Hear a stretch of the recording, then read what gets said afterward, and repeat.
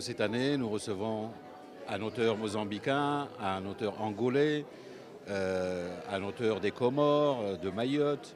Donc on a voulu élargir effectivement l'horizon pour faire connaître au public aussi d'autres imaginaires qui sont très peu connus chez nous, bien évidemment. Et d'autre part, on a voulu aussi élargir le public auquel on s'adresse, parce que les salons du livre, les festivals du livre ou d'autres festivals, de manière générale, il y a une espèce d'entre-soi qui est une réalité, mais qui n'est pas critiquable en soi. Mais sauf qu'il faut faire le travail aussi d'aller vers des publics qui se sentent un peu éloignés de la culture. Des publics qui n'ont pas accès particulièrement à ces temples de la culture, entre guillemets. Et c'est pour cela qu'on a décidé d'aller dans les lycées, d'aller dans les établissements scolaires, d'aller dans les universités et accueillir également des groupes de jeunes. Il y aura des centaines et des centaines de groupes de jeunes qui vont venir pour les petits déjeuners littéraires, mais qui vont venir aussi assister à un certain nombre de tables rondes. Donc voilà, en termes d'organisation, je pense que c'est ce qui marque essentiellement cette deuxième édition, élargir les horizons. Le projet s'organise évidemment avec le FLAM.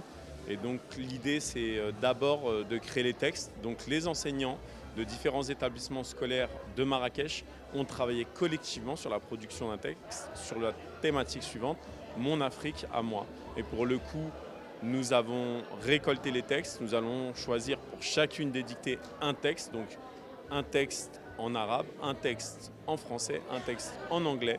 Et le samedi matin à partir de 9h30, 1000 participants pour chacune des sessions de dictée viendront s'amuser autour de ce texte. Donc essayer d'écrire en faisant le moins d'erreurs possible et surtout en passant un moment convivial dans le cadre justement de la promotion du continent africain et du festival du livre africain de Marrakech.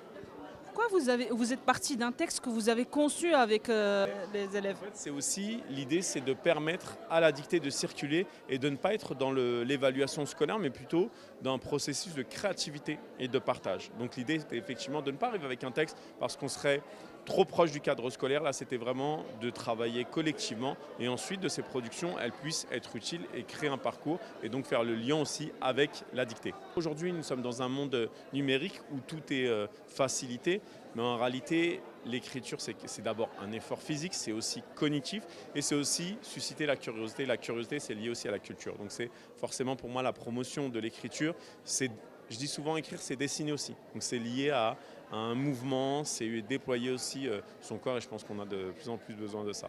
Et là, vous êtes justement dans un petit endroit où nous avons fait une exposition particulière pour notre ami Farid Benkaria, qui était un grand ami et qui était un grand peintre.